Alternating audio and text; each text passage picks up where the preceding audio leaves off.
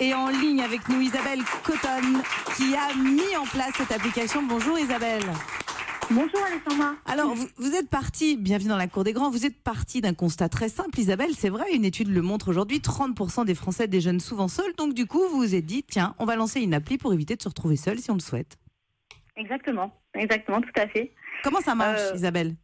En fin de compte, le concept est un peu différent de celui ou de celle qui va tout simplement dire écoutez, j'ai envie de déjeuner à tel endroit, qui peut venir.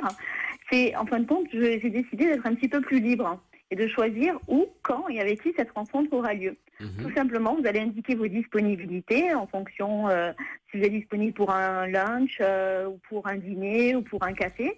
Et vous allez pouvoir géolocaliser tout simplement les personnes qui sont disponibles au même instant pour pouvoir partager ce moment avec vous. Donc ça, c'est quand vous avez rien dans le frigo, vous lui dites viens, et puis t'amènes ta blanquette à l'ancienne, quoi. Non, ils amènent rien. Non, ils vont dehors là. On apporte quelque chose, on amène quelqu'un, Guy. Voilà, le principe est de sortir et de recréer du lien et de se rapprocher de personnes ayant une possibilité de transmettre un savoir, une connaissance. Donc voilà, c'est de transmettre une connaissance et de pouvoir en même temps déjeuner et profiter de ce moment qui est assez privilégié encore aujourd'hui, c'est le moment du repas. Bien sûr. Alors pardon, on apporte quelque chose, on amène quelqu'un. C'est un peu un Tinder de la nourriture en fait. C'est comme pour rencontrer des gens, mais de la nourriture. Mais j'imagine que vous devez créer des couples du coup. Parce que pas la même chose, quoi. Si on fait des dîners, généralement il se passe un petit peu autre chose que simplement partager un plat de pâtes.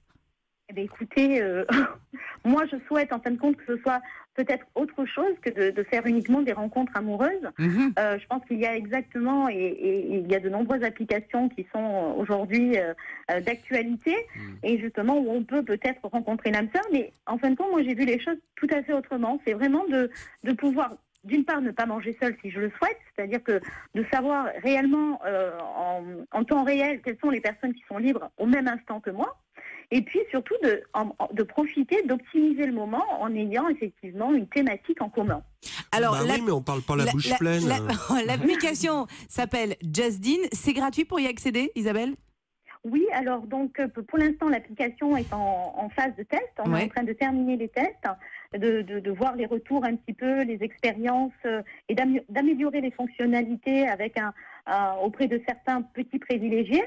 Voilà, donc on est en train de peaufiner un petit peu tout ça pour justement apporter au grand public une application intuitive. Oui. Eh ben, ce sera donc disponible cet été. Merci beaucoup Isabelle et longue vie à Justdine. Merci d'avoir été dans la cour des grands.